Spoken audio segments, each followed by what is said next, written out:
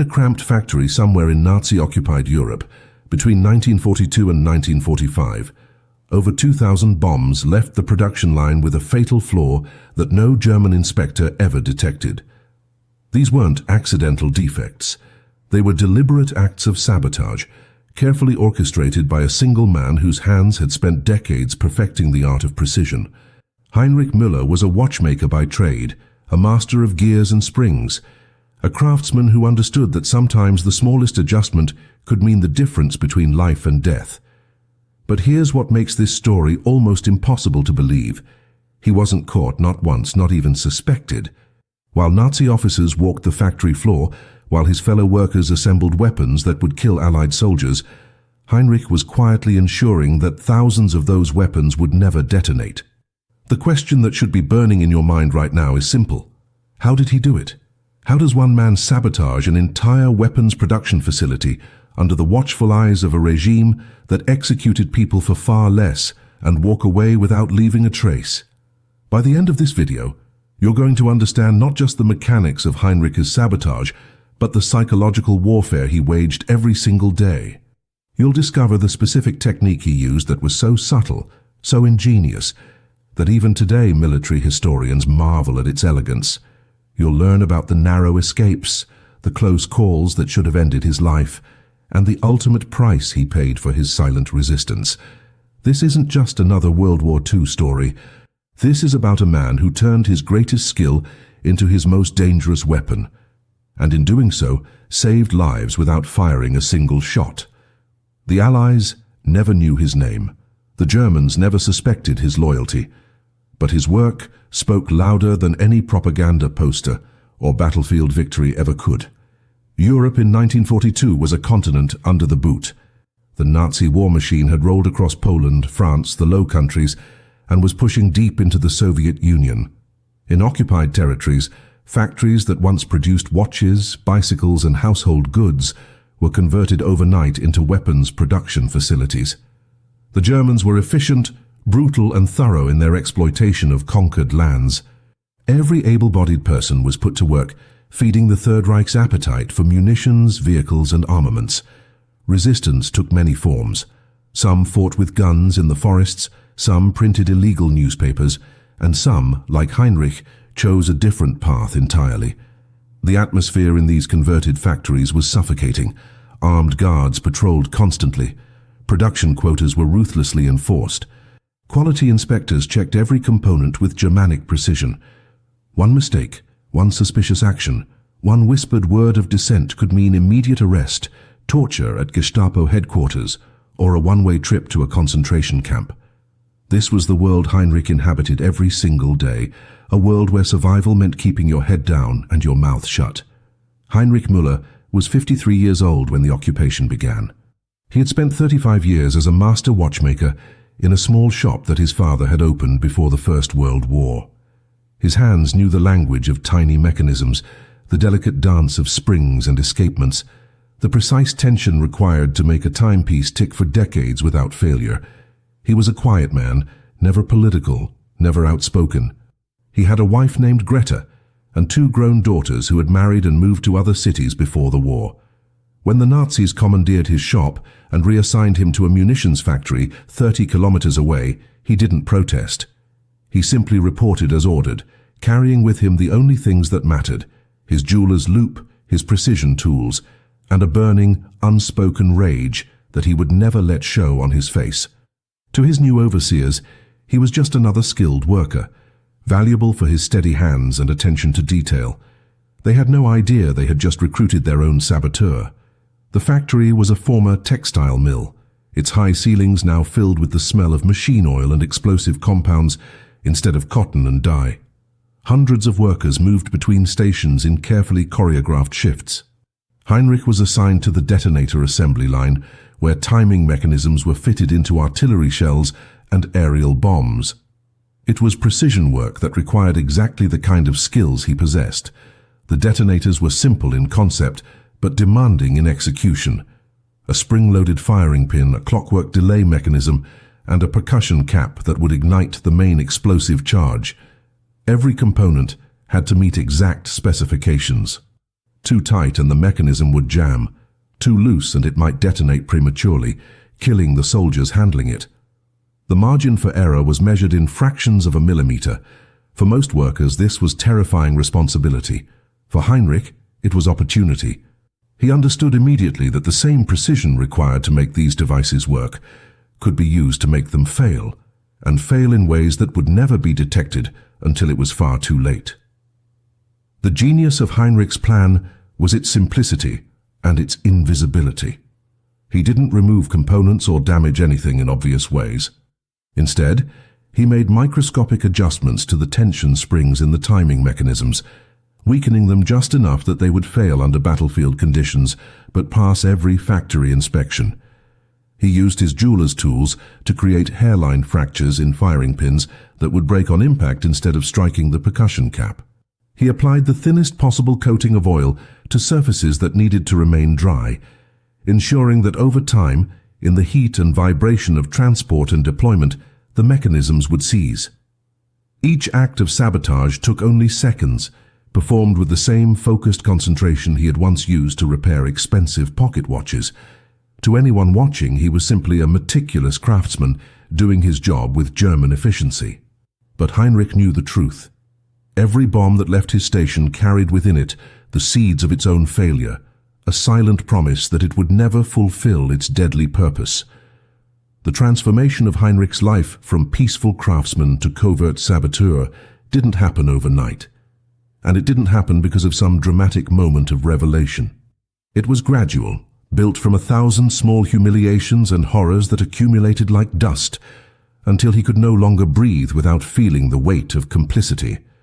In the first weeks at the factory, he told himself he was just surviving, that keeping his head down and doing his assigned work was the smart choice. The only choice for a man his age with a wife depending on his wages. But then came the day in late October of 1942 when a transport truck arrived at the factory gates, and Heinrich watched from a high window as 30 workers were loaded into it like cargo.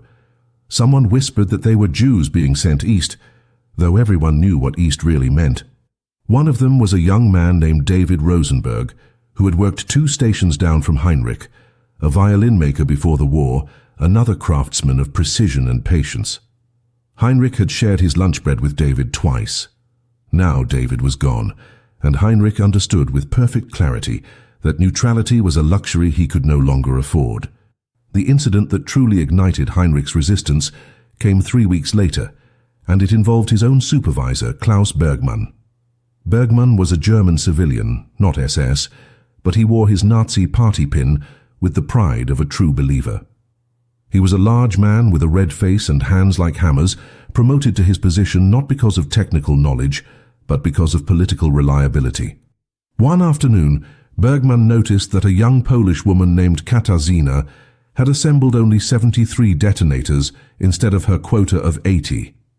She was 17 years old, thin as a rail, and her hands shook from hunger. Bergmann didn't ask for explanations. He simply walked her off the factory floor, and when she returned 30 minutes later, her face was bruised and she couldn't make eye contact with anyone. The message was clear. Production quotas were sacred, and human beings were replaceable parts in the machine. Heinrich went home that night and didn't sleep. He sat at his kitchen table, his watchmaker's tools spread before him, and made a decision that would define the rest of his life. If he was going to be forced to build weapons for the Reich, then he would build them in such a way that they would fail. He would become a ghost in the machine, invisible but deadly to the Nazi war effort. The risks Heinrich faced were almost incomprehensible to anyone who didn't live under occupation. The Gestapo had informants everywhere, often people you trusted, sometimes even family members who had been threatened or bought. Workers in munitions factories were subject to random searches, both of their persons and their workstations. Security protocols required that any defective component be reported immediately, traced back to its source and investigated. The penalty for sabotage wasn't just death, it was torture first, to extract the names of accomplices, followed by public execution designed to terrorize others into compliance. Heinrich knew of a man in a neighboring factory who had been caught deliberately damaging rifle barrels. The Gestapo had hung him from a lamppost in the town square, and left his body there for 3 days. His wife and children were sent to a concentration camp. This was the context in which Heinrich operated, the suffocating reality that made every act of sabotage a potential death sentence. But Heinrich had advantages that others didn't. His age made him seem harmless, his skills made him valuable, and his quiet demeanor meant that no one paid him much attention. He was invisible in the way that competent older workers often are, trusted to do his job and left alone. The factory operated on a rigid schedule that Heinrich quickly memorized and exploited. Morning shift began at 6, with workers filing through security checkpoints, where guards checked lunch pails and occasionally performed random pat-downs. The detonator assembly line ran continuously, with quality inspections conducted every 2 hours by German technicians who tested sample units from each batch. These inspectors were thorough but predictable, always checking the same specifications: firing pin alignment, spring tension within acceptable ranges, and proper seating of percussion caps. Heinrich realized that the inspections were designed to catch gross manufacturing errors, not subtle sabotage. The tolerances were broad enough that he could work within them while still compromising functionality. He began to study the inspection patterns, noting which inspector worked which shift, how many samples they typically tested, and what they looked for. He discovered that the afternoon inspector, an older German engineer named Werner, had failing eyesight and relied heavily on mechanical gauges rather than visual inspection. This became Heinrich's primary window of opportunity. The actual technique Heinrich developed was a masterpiece of invisible destruction. For the spring mechanisms, he would use his precision tools to stretch the metal just beyond its elastic limit, a change measured in microns that was impossible to detect without specialized equipment the factory didn't possess. The spring would pass all tension tests because it was still within acceptable range, but the molecular structure of the metal had been compromised. Under battlefield conditions, with temperature variations, vibration from transport, and the shock of being fired from artillery, these weakened springs would fail catastrophically. For firing pins, he employed an even more elegant solution. He would create microscopic stress fractures using a technique he had learned from years of working with delicate watch components. By applying precise pressure at specific angles, he could introduce flaws that would only propagate under impact, causing the pin to shatter instead of strike.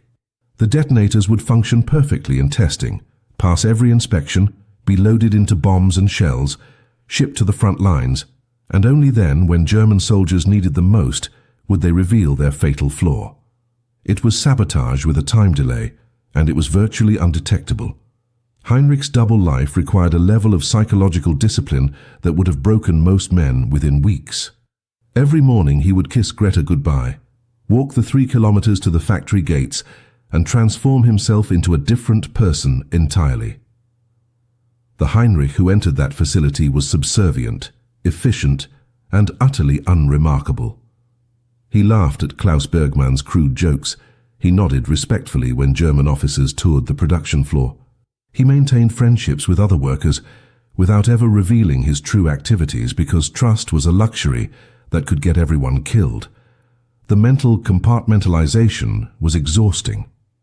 At his workstation, his hands moved with practiced efficiency, assembling detonators at exactly the rate expected of him, never too fast to draw attention, never too slow to invite scrutiny.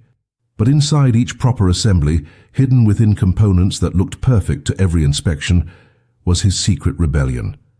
The contradiction ate at him. He was simultaneously the model worker and the factory's greatest threat, and the only way to survive was to never let the mask slip, not even for a second. The physical toll was equally brutal. Heinrich suffered from constant tension headaches that no amount of sleep could cure. His hands, which had once been steady enough to repair the most delicate pocket watches, now trembled when he was alone. He developed an ulcer from the stress, a burning pain in his gut that he treated with nothing more than bread soaked in milk, because seeing a doctor would mean questions he couldn't answer. Greta noticed the changes in him, but attributed them to the general misery of occupation life. She didn't know that her husband was committing acts of sabotage that, if discovered, would result in both their deaths. Heinrich had made the deliberate choice never to tell her, not because he didn't trust her, but because he loved her too much to make her complicit. If the Gestapo ever came, he wanted her to be able to truthfully say she knew nothing. This isolation, this inability to share the burden with the person closest to him, was perhaps the cruelest aspect of his resistance.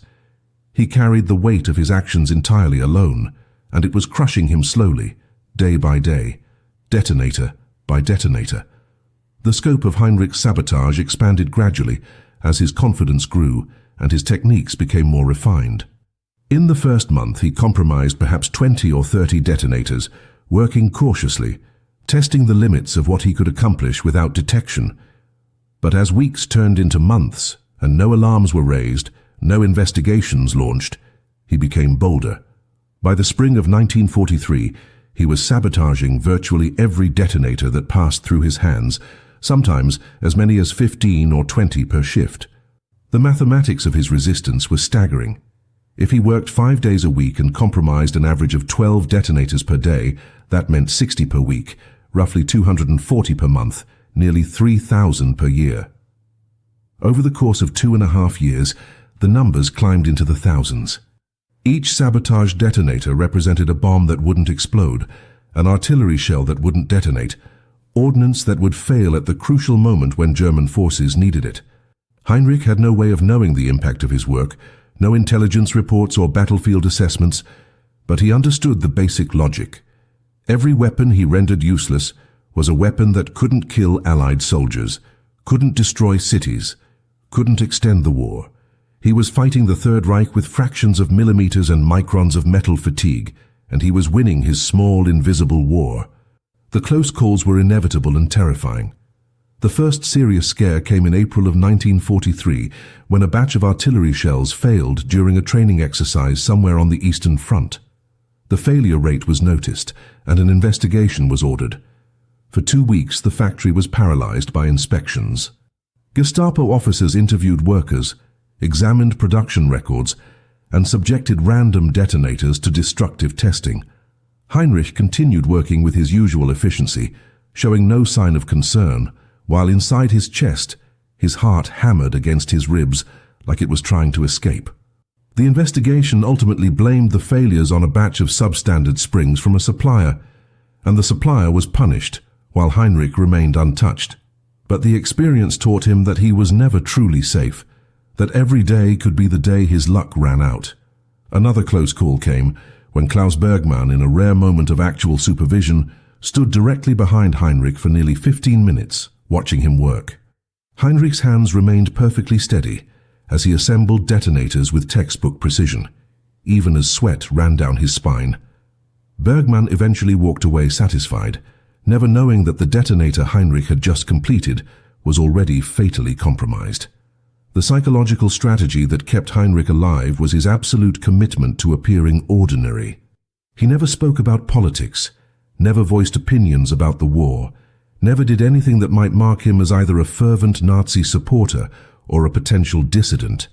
He existed in a carefully maintained neutral zone, the kind of person who draws no attention because there's nothing interesting about them.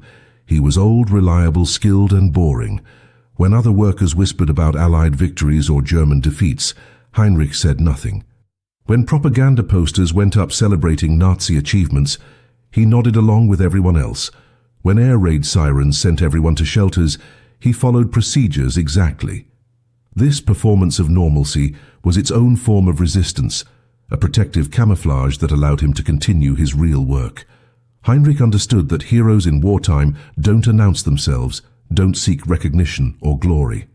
They simply do what must be done in silence and shadow, and pray they survive long enough to see the world they're fighting for. Every night when he returned home to Greta, he was one day closer to liberation and one day closer to discovery, walking a tightrope suspended over an abyss with nothing but his wits and his watchmaker's precision to keep him balanced.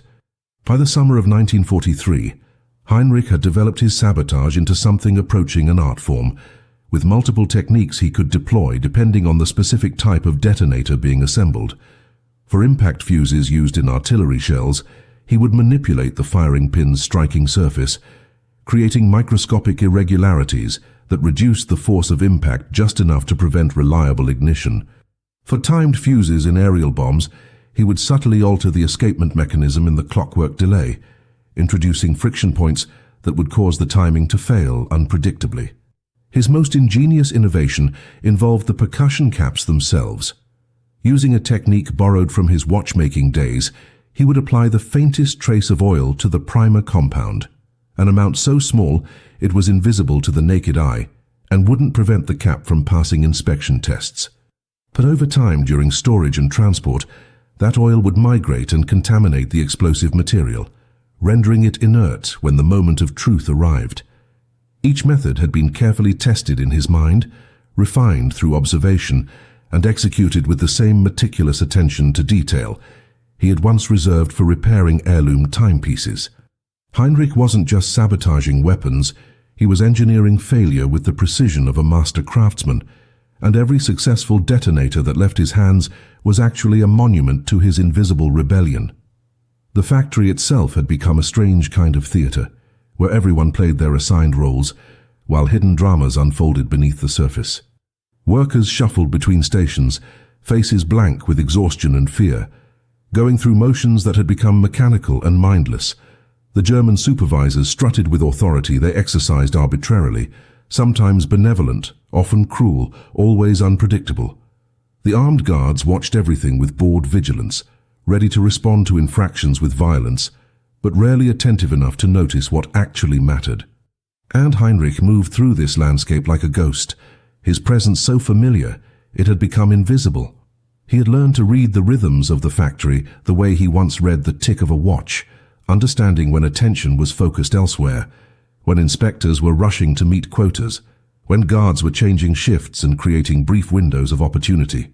He knew which workers could be trusted to look the other way if they noticed something irregular, not because they were part of his resistance, but because they had their own survival to worry about, and asking questions was dangerous. The factory had taught everyone that ignorance was safer than knowledge, and Heinrich exploited that collective willful blindness ruthlessly. The toll on Heinrich's conscience was perhaps the most unexpected burden of his secret war. At night, lying beside Greta while she slept, he would replay the day's work in his mind and confront uncomfortable questions that had no easy answers. How many German soldiers would die because of bombs that failed to explode? Not all of them were Nazis. Many were conscripts, boys barely old enough to shave, forced into service just as the factory workers were forced to build weapons. When a detonator he had sabotaged failed in battle, would it save Allied lives or simply prolong a firefight, leading to more casualties on both sides? He wrestled with the mathematics of morality, trying to calculate whether the lives saved by weapons that didn't work out weighed the potential complications his sabotage might cause. But ultimately, Heinrich always arrived at the same conclusion. The Nazi war machine was an engine of genocide and conquest, and anything that weakened it, even fractionally, was justified. The Wehrmacht wasn't defending Germany. It was prosecuting a war of annihilation across Europe, and every bomb that failed to detonate was one less tool in that machinery of death. He couldn't save everyone, couldn't stop the war single-handedly, but he could do this one thing, and so he continued, carrying the weight of those moral calculations like stones in his pockets. The autumn of 1943 brought a development that both terrified and validated Heinrich's work. Rumors began circulating about equipment failures on the Eastern Front. These weren't official announcements, of course, but whispers passed between workers, fragments of conversations overheard when German officers thought no one was listening, artillery shells that didn't explode, bombs dropped from Luftwaffe planes that failed to detonate, munitions that malfunctioned at critical moments during Soviet counteroffensives. The rumors were vague enough that Heinrich couldn't know for certain whether his sabotage was responsible, but the timing aligned perfectly with when detonators from his factory would have reached the front lines. He felt a strange mixture of pride and terror. Pride because it meant his work was having real impact, that he wasn't just engaging in symbolic resistance, but actually degrading the Nazi war effort. Terror because increased equipment failures meant increased scrutiny, more investigations, a higher chance of discovery. The Gestapo would be asking questions, examining records, looking for patterns. Heinrich knew he needed to be more careful than ever, to vary his techniques. To ensure that failures appeared random rather than systematic, he couldn't afford to leave a signature that some sharp-eyed investigator might recognize. The winter of that year tested Heinrich in ways he hadn't anticipated. Food shortages worsened throughout the occupied territories, and factory rations were cut to near-starvation levels. Workers began collapsing at their stations from hunger and exhaustion. The cold was brutal and the factory's heating was minimal, conserving fuel for the war effort. Heinrich's hands, which needed to remain steady and precise for his sabotage work, grew stiff and clumsy in the freezing temperatures. He developed chilblains on his fingers that made even simple tasks painful. Yet production quotas remained unchanged, and the pressure to meet them intensified. Klaus Bergmann began conducting more frequent inspections, his frustration at the workforce's declining productivity, manifesting in arbitrary punishments and public humiliations. 3 workers were shot in the courtyard that winter for crimes that ranged from theft of factory materials to suspicion of sabotage, though none of them had actually been saboteurs. Heinrich watched these executions from his station window, his face carefully neutral, his hands continuing their work without pause. Each execution was a reminder that death was always one mistake away, one moment of carelessness, one stroke of bad luck. But it also hardened his resolve. The men who had been killed were innocent, murdered by a regime that valued weapons production over human life. If Heinrich was going to risk everything, if he was potentially going to die for resistance, then he would make every risk count, sabotage every detonator he could reach, and fight this invisible war until liberation came or his luck finally ran out. The spring of 1944 marked a turning point, both in the war and in Heinrich's psychological state. Allied bombing raids were increasing in frequency and intensity, targeting factories, rail lines, and supply routes across occupied Europe. The factory where Heinrich worked had been hit twice, though neither strike caused catastrophic damage. The raids brought a strange comfort to Heinrich. Every bomb that fell on German infrastructure was a reminder that liberation was coming, that his silent resistance was part of a larger struggle that was slowly, inexorably, turning against the Third Reich. But the raids also brought new complications. Damaged facilities meant production delays, which meant increased pressure from Berlin, which meant more supervision, more inspections, more opportunities for discovery. The factory operated under constant tension now, with air raid sirens interrupting shifts multiple times per week. Workers would rush to shelters, production would halt, and when the all-clear sounded, everyone would return to stations and work even harder to make up for lost time. In the chaos and pressure of these disruptions, Heinrich found new opportunities. Rushed inspections were sloppy inspections, and exhausted supervisors cut corners. He increased his sabotage rate, sometimes compromising 20 detonators in a single shift, working with an urgency born from the growing certainty that the war was entering its final phase. The relationship between Heinrich and his fellow workers had evolved into something complex and unspoken. He wasn't the only one engaged in small acts of resistance. Others found their own ways to undermine production. Some worked deliberately slowly, stretching tasks to reduce output. Others feigned incompetence, producing defective components that would be caught and scrapped. A young woman named Anna, who assembled fuse housings, had developed a technique of introducing metal shavings into threading, causing components to seize during assembly at later stages. None of these resistors ever spoke directly about what they were doing. The risk of informants was too great, but they recognized each other through subtle signals, a knowing glance when production numbers came up short, a slight nod when a batch was rejected for quality issues. Heinrich and Anna never exchanged a word about their activities, but they had a silent understanding, a mutual respect between saboteurs who knew the price of their actions. This invisible network of resistance gave Heinrich a sense of solidarity he hadn't felt since the occupation began. He wasn't alone in his fight, even if he fought alone. Others were waging the same war from their own stations, with their own methods, all of them bound by the shared knowledge that they were choosing conscience over survival. The mental calculations Heinrich performed became increasingly sophisticated as his experience grew. He began to think strategically about which types of detonators to prioritize for sabotage based on their likely deployment. Detonators destined for anti-tank shells received his most aggressive treatment because those weapons were being used against Soviet armor on the Eastern Front, and Heinrich had heard enough whispers to know that the Red Army was pushing the Wehrmacht back, mile by bloody mile. Detonators for aerial bombs received subtler sabotage because those might be used against civilian targets, and Heinrich wanted them to fail absolutely, not partially. He developed a mental taxonomy of destruction, categorizing his work by strategic value. Artillery shells bound for defensive positions received less attention than those marked for offensive operations. It was all guesswork, based on incomplete information and overheard fragments of conversation, but Heinrich felt compelled to make these distinctions. If he was going to spend his life on this work, if he was going to risk everything, then he wanted to maximize the impact. Every choice mattered, every detonator was a decision, and Heinrich approached each one with the same thoughtful consideration he had once brought to restoring antique timepieces. The personal cost of Heinrich's resistance had become undeniable by the summer of 1944. He had aged a decade in 2 years, his hair gone completely white, his face carved with lines of stress and sleepless nights. The ulcer had worsened to the point where he could barely eat solid food, surviving on thin soups and bread. His hands, despite the continued precision of his work, ached constantly from the strain of manipulating tiny components in cold conditions. Greta had stopped asking questions about his health because his answers were always the same evasions, but her worried eyes followed him around their small apartment. She knew something was wrong beyond the general misery of occupation, but Heinrich's silence was impenetrable. The isolation was perhaps the worst of it.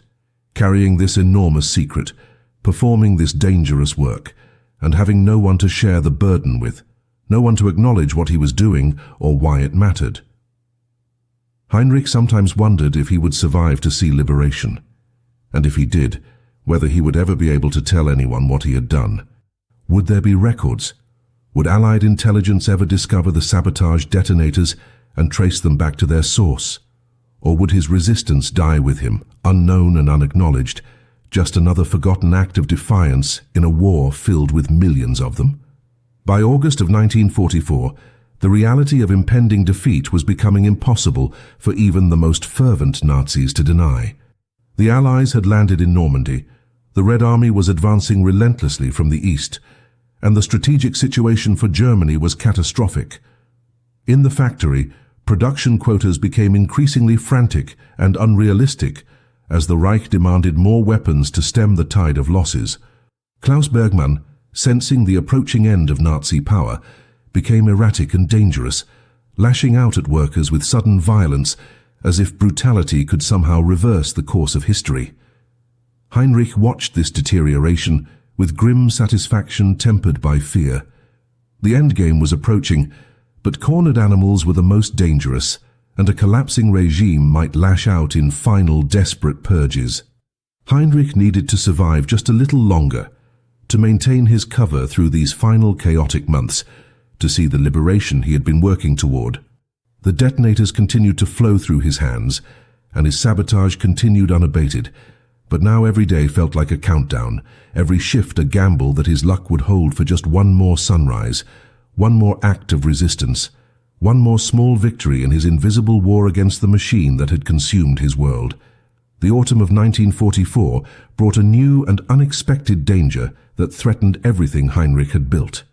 The factory received a visit from a special SS technical inspection unit, elite engineers, whose sole purpose was to investigate the increasing reports of munitions failures across multiple fronts. These weren't the regular inspectors who checked samples and signed off on production quotas. These were specialists with advanced testing equipment, forensic training, and absolute authority to halt production and conduct investigations. They arrived without warning on a cold October morning, 6 men in immaculate SS uniforms, carrying cases of instruments that Heinrich had never seen before. The factory floor fell silent as they set up their testing station in the center of the production area, a deliberate placement designed to intimidate and observe. Heinrich felt his stomach drop as he watched them unpack precision measuring devices, microscopes with magnification far beyond what the factory normally used, and chemical testing kits. For the first time since beginning his sabotage, he faced the real possibility that his techniques might be detected, that the invisible flaws he had so carefully engineered might suddenly become visible under this level of scrutiny. He continued working, maintaining his usual steady pace, but every nerve in his body screamed danger. The inspection lasted 5 days, and they were the longest days of Heinrich's life. The SS engineers pulled random samples from every stage of production, including finished detonators from the quality-approved stockpile ready for shipment. They subjected these components to destructive testing, disassembling them completely, examining every part under high-powered microscopes, measuring spring tensions with calibrated instruments, and analyzing metal composition with chemical tests. Heinrich watched from his station as they worked, his hands continuing to assemble detonators with practiced efficiency while his mind raced through scenarios. Had he left any detectable pattern? Were his microscopic alterations visible under their advanced equipment? Would they notice the subtle oil contamination on percussion caps? The lead inspector was a thin man with wire-rimmed glasses named Sturmbannführer Fischer, and he approached his work with the same methodical precision that Heinrich brought to his sabotage. Fischer interviewed workers randomly, asking technical questions about procedures, checking their knowledge against actual practice. When he reached Heinrich's station, he stood silently for several minutes, watching the older man's hands move through the assembly process. Heinrich's pulse hammered in his ears, but his hands remained steady, his face showing nothing but mild curiosity about the inspection. Fischer asked 3 questions about spring tension specifications, proper firing pin alignment, and quality control procedures. Heinrich answered each one perfectly, reciting the official standards with the boring accuracy of a competent technician who had repeated these tasks thousands of times. Fischer made a note in his ledger and moved on. On the 3rd day of the inspection, disaster nearly struck. Fischer's team discovered abnormalities in a batch of detonators that had been assembled 2 weeks earlier, during a period when Heinrich had been particularly aggressive in his sabotage. The spring tensions in 6 units from that batch measured at the very bottom edge of acceptable tolerances, suspicious enough to warrant further investigation. Fischer ordered the entire batch quarantined and demanded production records showing who had worked on those units during that shift. Heinrich's name was on the list, along with 3 other assemblers who had been stationed on the detonator line that day. The 4 workers were called into a small office for individual interviews, while Gestapo officers stood by, their presence a silent threat. Heinrich was interviewed third, after 2 terrified younger men who had emerged pale and shaking. When his turn came, he entered the office with the shuffling gait of a tired old man, his expression showing nothing but weary compliance. Fischer sat behind a desk, Heinrich's personnel file open in front of him, and asked about the specific shift in question. Heinrich explained that he remembered the day because there had been an air raid warning that had disrupted production, forcing them to evacuate mid-shift and return to stations in a hurry. The rushed conditions, he suggested carefully, might have led to less careful spring tension calibration across all 4 assemblers' work. It was a plausible explanation, one that spread potential blame rather than concentrating it, and Fischer seemed to accept it. After 20 minutes of questions, Heinrich was dismissed with a warning about maintaining standards regardless of conditions. The inspection concluded on the 5th day with a report that Heinrich never saw but heard about through the usual channels of factory gossip. Fischer's team had found quality control issues that they attributed to inadequate supervision, rushed production schedules, and insufficient training of workers. Klaus Bergmann was reprimanded. 3 workers were transferred to different facilities, and new inspection protocols were implemented. But no sabotage was detected, no conspiracy uncovered, no arrests made. The SS engineers packed their equipment and departed, leaving behind tighter procedures that would make Heinrich's work more difficult, but not impossible. He had survived the most dangerous 5 days of his secret war, but the experience had shaken him deeply. That night, he sat at his kitchen table long after Greta had gone to bed, his watchmaker's tools spread before him, his hands finally allowing themselves to tremble. He had come within inches of discovery, of torture, of execution. The smart thing would be to stop, to cease his sabotage, and simply survive until liberation came. But Heinrich knew he wouldn't stop, couldn't stop. The SS inspection had proven that his techniques worked, that even expert analysis with advanced equipment couldn't definitively detect his sabotage. If anything, that validation made him more determined to continue. The final months of 1944 brought both hope and horror. Allied advances were undeniable now. Even German radio couldn't completely obscure the reality of retreating forces and lost territory. In the factory, production became increasingly chaotic as supply lines fractured and raw materials grew scarce. There were days when certain components simply didn't arrive, halting production entirely. The other days brought frantic demands to work double shifts to make up for shortfalls. The guards became more nervous and trigger-happy, shooting 2 workers in November for infractions that months earlier would have earned only beatings. Klaus Bergmann disappeared for a week and returned drunk, ranting about betrayal and weakness, his authority crumbling along with the Reich he served. Heinrich navigated this deteriorating situation with the same careful neutrality he had maintained throughout, but internally he felt the approaching end like a physical sensation. Liberation was coming, possibly within months, and he needed to survive just a little longer. His sabotage continued without pause, perhaps more important now than ever, as desperate German forces tried to mount last-ditch defenses with increasingly unreliable equipment.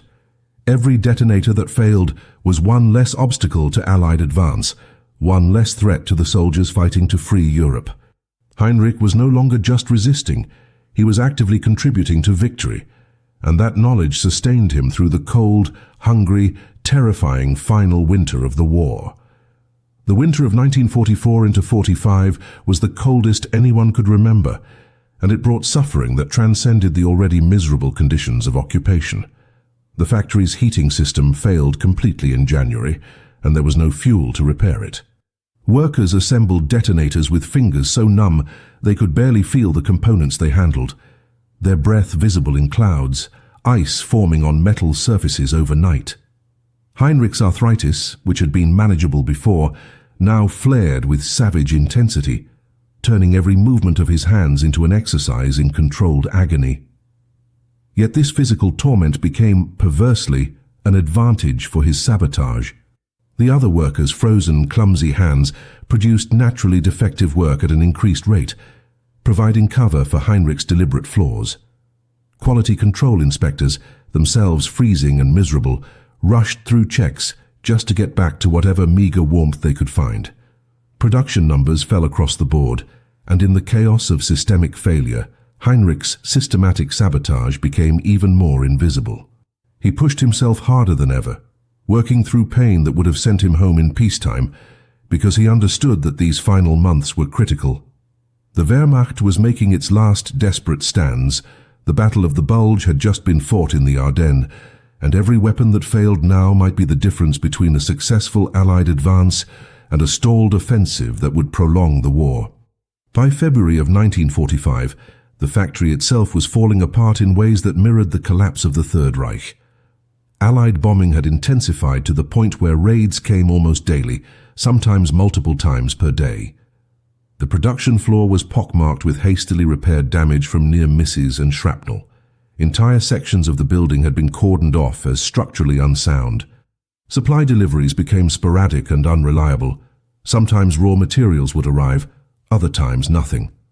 The workforce had been decimated by conscription, disease, starvation, and the occasional execution, dropping from over 400 workers at the occupation's peak to barely 200 struggling souls. Klaus Bergmann had essentially given up any pretense of leadership, spending most of his time in his office drinking schnapps and raging at phantom enemies. The guards, sensing the approaching end, were more interested in securing their own escapes than in forcing discipline.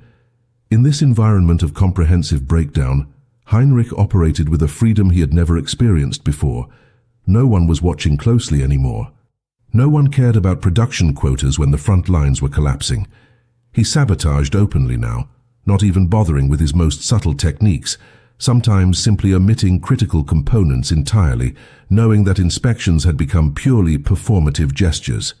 The moment Heinrich had been working toward, the climax of his invisible war, came not as a single dramatic event, but as a cascading series of confirmations that his work had mattered. In early March, a German officer visiting the factory let slip during a tirade about incompetence that an entire artillery battery on the Eastern Front had reported catastrophic ammunition failure rates exceeding 40% during a critical engagement near the Oder River. The officer was drunk and angry, blaming factory workers for the military's defeats, but Heinrich heard the numbers and felt something close to joy. 40%. That meant nearly half the shells fired hadn't detonated, hadn't killed Soviet soldiers, hadn't stopped the Red Army's advance.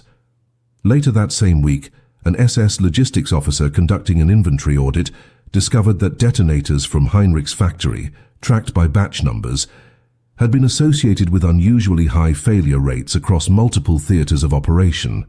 The officer launched a cursory investigation, but by this point in March of 1945, with Soviet forces less than 100 kilometers away and American forces approaching from the west, no one had the resources or the will to pursue it seriously. The audit was filed and forgotten, but Heinrich knew his sabotage had worked. Thousands of Nazi weapons had failed because of him. Lives had been saved. Advances had succeeded where they might have been repelled. He had fought his war with micrometers and microscopic flaws, and he had won. The final weeks before liberation were surreal and terrifying in equal measure. The factory continued operating on pure inertia, producing detonators that would likely never be used because the Wehrmacht was retreating on all fronts and supply lines had disintegrated.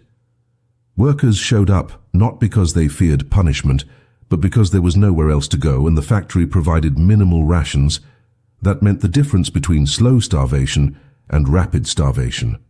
Heinrich continued his sabotage out of habit and principle, even though he knew these detonators would probably sit in warehouses until they were captured by Allied forces. Klaus Bergmann disappeared entirely in mid-April, presumably fleeing ahead of the Soviet advance, and no one replaced him. The guards drifted away in ones and twos, abandoning their posts to save themselves. On April 20th, air raid sirens wailed for the final time, but no bombers came.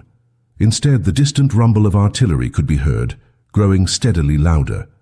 Workers gathered in small groups, whispering about what would happen when Soviet or American troops arrived. Would they be treated as collaborators for having worked in a munitions factory? Would the liberators understand that they had been slaves, not volunteers? Heinrich said nothing during these discussions, but privately he wondered if his sabotage would ever be discovered, if anyone would ever know what he had done. Liberation came on April 23, 1945, when Soviet tanks rolled into the industrial district where the factory stood. The remaining workers, fewer than 100 by that point, emerged from the building with raised hands, expecting either execution or imprisonment. Instead, they were processed by Red Army officers who seemed more interested in securing the facility than in punishing its workers. Heinrich was questioned briefly through a translator, gave his name and occupation, and was told to go home. He walked out of the factory gates for the last time, his precious watchmaker's tools wrapped in cloth and tucked under his arm, and made his way through rubble-strewn streets toward the apartment where Greta waited. The war in Europe would officially end in 2 weeks, but for Heinrich, it ended that day as he crossed the threshold of his home and allowed himself, finally, to believe that he had survived. He had sabotaged thousands of Nazi detonators, had waged a secret war that no one knew about, had risked everything for a cause that would likely never be acknowledged. And he had won. Not in the grand public way that soldiers win wars, but in the quiet, invisible way that resistance operates in the shadows. The Third Reich was defeated, and Heinrich Müller, master watchmaker and unknown saboteur, had played his small but crucial part in that defeat. The immediate aftermath of liberation was nothing like the jubilant scenes Heinrich had imagined during the darkest days of occupation. There were no parades, no celebrations, no sense of triumph. Instead, there was only exhaustion, hunger, and the enormous task of surviving in a city that had been bombed into near oblivion. The apartment Heinrich shared with Greta had survived structurally, but there was no electricity, no running water, and no food beyond what they had managed to hide during the final chaotic weeks. The Soviet occupiers were liberators, yes, But they were also conquerors with their own agenda, and the transition from Nazi rule to Soviet military administration was jarring and often violent. Heinrich kept his head down, as he had learned to do so well during the occupation, and focused on the immediate concerns of finding food, repairing damage to their home, and simply making it through each day. He said nothing to anyone about his sabotage work. The Soviet officers conducting interviews seemed uninterested in the details of factory operations, and Heinrich saw no benefit in revealing what he had done. His resistance had been personal, necessary for his own conscience, but he had no desire for recognition or potential complications that might arise from admitting to systematic sabotage of military production. The physical toll of Heinrich's secret war became fully apparent in the months following liberation. Without the adrenaline of constant danger and the driving purpose of his sabotage, his body simply collapsed. The ulcer that he had ignored for years perforated in June, requiring emergency surgery at a barely functioning hospital where medical supplies were scarce and conditions were medieval. He spent 3 weeks recovering, delirious with fever for much of it, and emerged from the experience 20 pounds lighter and looking like a ghost. The arthritis in his hands, exacerbated by years of precision work in freezing conditions, had progressed to the point where his fingers were permanently curled and painful. The irony was cruel. He had spent decades as a master watchmaker, then years using those same skills to sabotage weapons, and now his hands were too damaged to do either. Greta nursed him through the recovery with whatever food and medicine she could scavenge, never asking the questions that Heinrich could see in her eyes. She knew on some level that her husband had done something during the war years beyond simple survival, something that had cost him his health and nearly his life. But she respected his silence, understanding that some burdens were too heavy to share, even with those we love most. The revelation of the full scope of Nazi atrocities came gradually through newspapers, radio broadcasts, and the testimonies of survivors who began returning from concentration camps. Heinrich had known the regime was evil. That knowledge had driven his resistance. But the systematic industrial scale of the Holocaust exceeded anything he had imagined in his darkest moments. The numbers were incomprehensible. 6 million Jews murdered, millions more Poles, Soviets, Roma, political prisoners, disabled people, homosexuals, all fed into a machine of death that had operated in parallel with the war effort Heinrich had sabotaged. He thought of David Rosenberg, the violin maker who had disappeared from the factory in October of 1942, loaded onto a truck bound east. David had almost certainly died in a camp, his craftsman's hands that had created beauty destroyed by a regime that valued only domination and extermination. Heinrich wrestled with a question that would haunt him for the rest of his life. Had his sabotage mattered at all in the face of such overwhelming evil? He had disabled thousands of bombs and shells, possibly saved hundreds or thousands of lives, but millions had died anyway. Was his resistance meaningful or merely symbolic? A personal act of defiance that changed nothing in the grand calculus of the war? By the winter of 1945 into 46, a new normal began to emerge in the shattered landscape of post-war Europe. Heinrich, unable to return to watchmaking due to his damaged hands, found work doing simple repairs and maintenance at a local school that the Soviet administration was trying to reopen.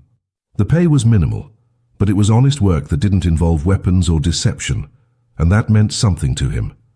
He and Greta survived on rations, bartered goods, and the occasional package from Greta's sister, who lived in a rural area less devastated by the fighting. Life was hard, often miserable, but it was life without the constant terror of discovery and execution, and that alone felt like a luxury. Heinrich never spoke about his sabotage, not to Greta, not to neighbors, not to anyone. The factory where he had worked had been partially dismantled by Soviet forces, its equipment shipped east as war reparations, and the building itself stood empty and broken, a monument to a regime that had collapsed. Sometimes Heinrich would walk past it during his commute to the school, and he would pause, looking at the windows where he had once stood assembling detonators with deliberate flaws, and he would allow himself a moment of quiet satisfaction. He had survived. He had resisted. And somewhere in battlefields across Europe, his invisible work had made a difference. The question of whether Heinrich's sabotage would ever be discovered or acknowledged remained unanswered for years. No Allied intelligence service came looking for him. No investigation traced the pattern of detonator failures back to their source. The chaos of the war's end, the millions of displaced people, the enormous task of processing war crimes and reconstructing shattered societies meant that one old watchmaker's secret resistance simply disappeared into the noise of history. Heinrich made peace with that anonymity. He had never sought recognition. He had only sought to do what was right when confronted with absolute evil. Whether history remembered him or not was irrelevant to the moral necessity of his actions. He had seen what needed to be done, had possessed the skills to do it, and had accepted the risks. That was enough. The only record of his work existed in his own memory, in the microscopic flaws he had engineered into thousands of detonators, and in the lives of soldiers who never knew they had been saved by an old man's steady hands and unwavering conscience. It was a legacy invisible to everyone, including those it had benefited, but Heinrich carried it with quiet pride through the difficult years of reconstruction that followed the war's end. The truth about Heinrich's sabotage emerged in the most unexpected way, almost a decade after the war's end. In 1954, a team of American military historians conducting research for an official study on Wehrmacht equipment failures during the final years of the war uncovered a pattern in captured German records.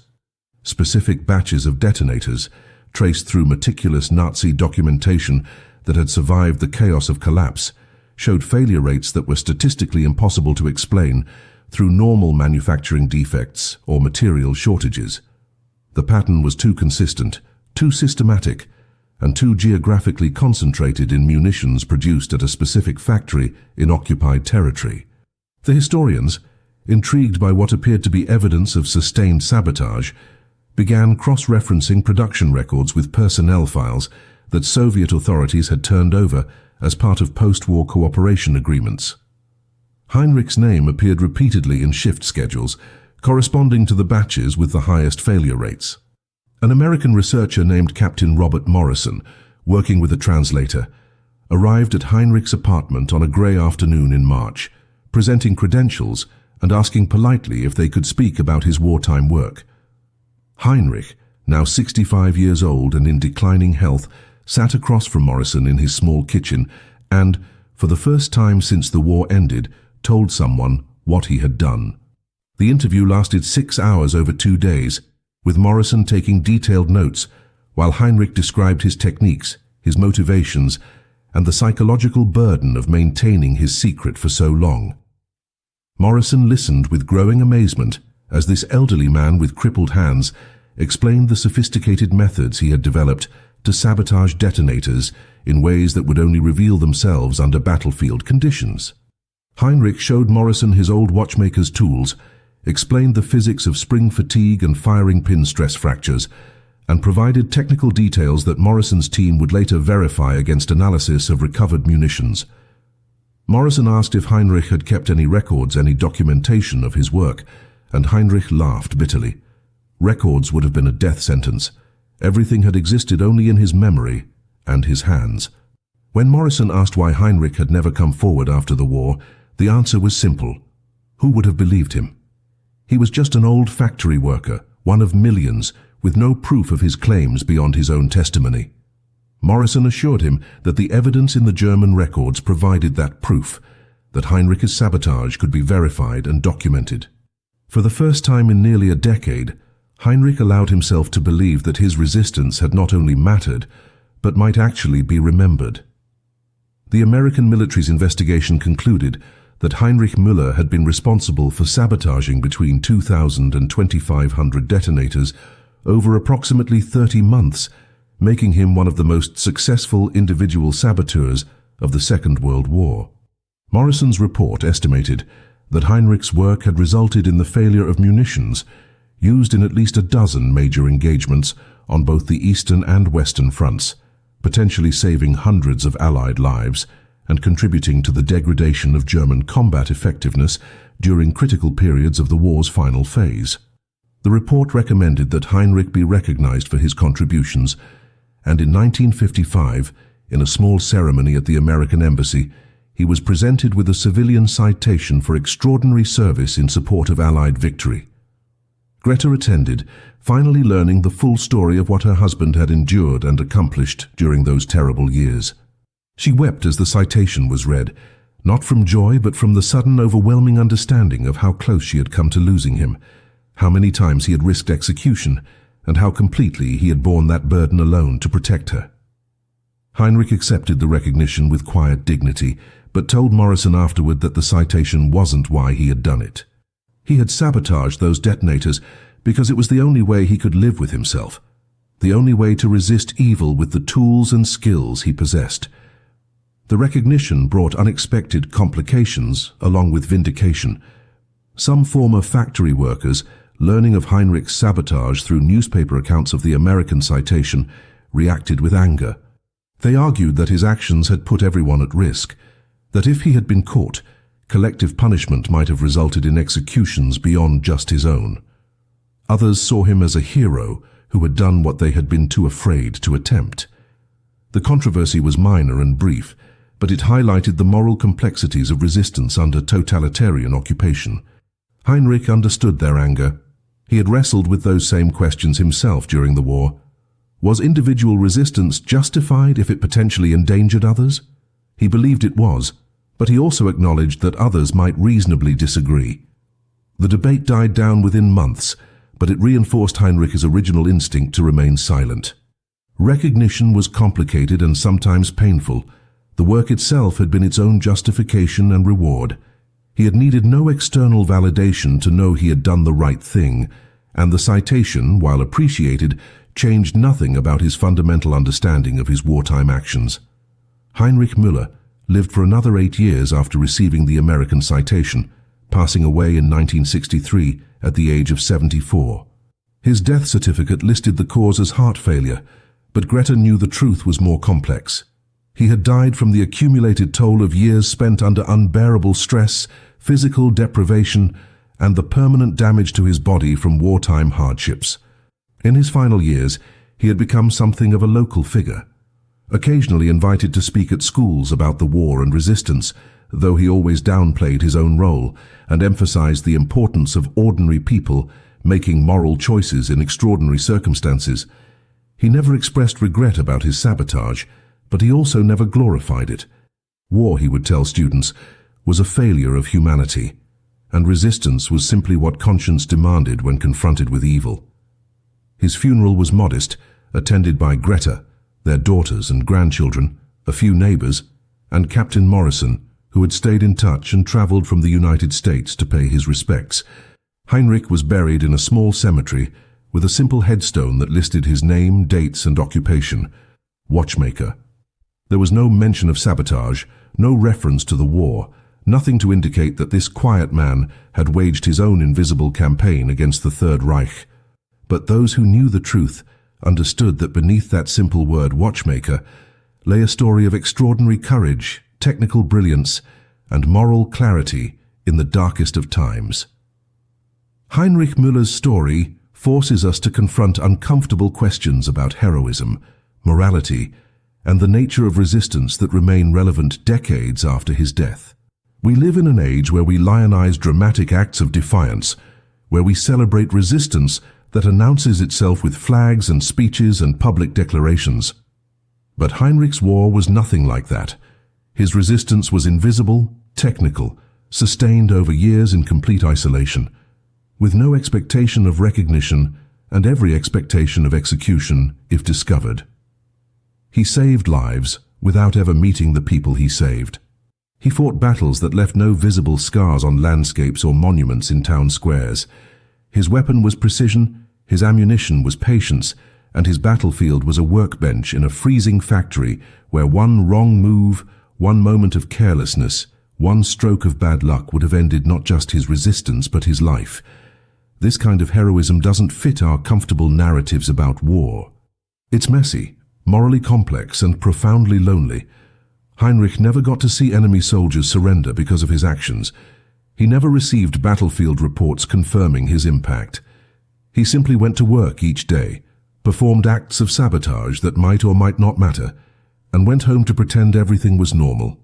That takes a kind of courage that's harder to comprehend than charging a machine gun nest, because it requires sustaining moral conviction in complete darkness, with no validation, no support, and no certainty of success. The question I want you to sit with is this: what would you have done in Heinrich's position? It's easy to say from the comfort of peace that you would have resisted, that you would have fought back against evil. But the reality Heinrich faced was infinitely more complicated. Resistance meant risking not just your own life, but potentially the lives of everyone around you. It meant carrying a secret so dangerous that you couldn't share it even with your spouse. It meant watching innocent people executed while you continued your hidden work, knowing that discovery would add your name to that list. It meant wrestling every single day with the calculation of whether your actions actually mattered in the face of industrial-scale genocide and continental war. Most people, faced with those odds and that isolation, would choose survival over resistance. There's no shame in that. It's simply human nature to prioritize staying alive. But Heinrich chose differently, and that choice is worth examining, not to judge ourselves against it, but to understand what drives certain individuals to accept unbearable risks for principles that offer no personal benefit. He gained nothing from his sabotage except the ability to live with his conscience, and he paid for that with his health, his peace of mind, and decades of silence about the most significant thing he ever did. The broader significance of Heinrich's story lies in what it tells us about the actual mechanics of resistance under totalitarian regimes. We tend to romanticize resistance movements, imagining networks of brave fighters coordinating operations and supporting each other. Some resistance did work that way, but much of it looked like Heinrich, isolated individuals making quiet choices to undermine the system in whatever small ways their positions allowed. The factory worker who assembled components incorrectly, the clerk who misfiled documents, the train conductor who delayed shipments, the accountant who introduced errors into logistics records. None of these acts were dramatic, none generated headlines or medals, but cumulatively they degraded the Nazi war machine in ways that are impossible to quantify but undeniably real. Heinrich's sabotage of 2,000+ detonators was quantifiable because American researchers found the pattern in captured records. But how many other acts of quiet resistance went completely undocumented, unknown even to the people who benefited from them? The real lesson here isn't that we should all aspire to be like Heinrich, though his courage deserves respect. The lesson is that resistance to evil doesn't require you to be a soldier or a spy or someone with access to weapons. It requires only that you identify what you can do within your circumstances, accept the risks, and do it consistently, despite fear and isolation. Heinrich had the skills of a watchmaker and access to detonators, so he sabotaged detonators. Someone else might have different skills and different access, presenting different opportunities for resistance. The common thread is the choice to act rather than collaborate, to resist rather than comply. What haunts me most about Heinrich's story is the silence he endured for nearly a decade after the war. Imagine carrying that secret, that accomplishment, that burden of memory, and having no one to share it with. Imagine the moments when doubt crept in, when he wondered if his sabotage had actually made any difference, if the risks he had taken were justified by results he could never confirm. Heinrich died, knowing his work had been documented and recognized, but he lived most of his post-war life with only his own conscience as testimony to what he had done.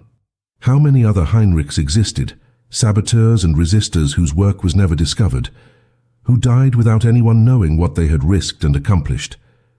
The historical record is full of gaps where individual acts of courage simply vanished into silence, leaving no trace except perhaps in the microscopic flaws in a bomb that failed to explode, saving lives in ways that could never be traced back to their source. This should disturb us, not because we need every hero to be recognized, but because it reveals how much of history happens in shadows and silence, how many people make extraordinary choices that the world never sees. Heinrich's story survived because American researchers happened to find patterns in German records and happened to track him down while he was still alive.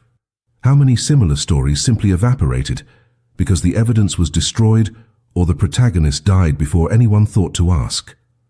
So here's what I want you to take from Heinrich Müller's Invisible War. Heroism isn't always visible, resistance isn't always dramatic, and the most important moral choices are often the ones no one ever knows about, except the person making them. In a world that increasingly feels polarized and unstable, where authoritarianism is rising again in various forms around the globe, Heinrich's story reminds us that ordinary people with ordinary skills can make extraordinary differences when they choose conscience over compliance. You don't need to be a soldier to fight evil. You need only to recognize evil when you see it, identify what tools and access you possess, and then use those resources consistently to undermine rather than support the systems of oppression. Heinrich Müller was a watchmaker who became a saboteur because that was what his circumstances demanded and his skills allowed. What would your skills allow? What would your circumstances demand?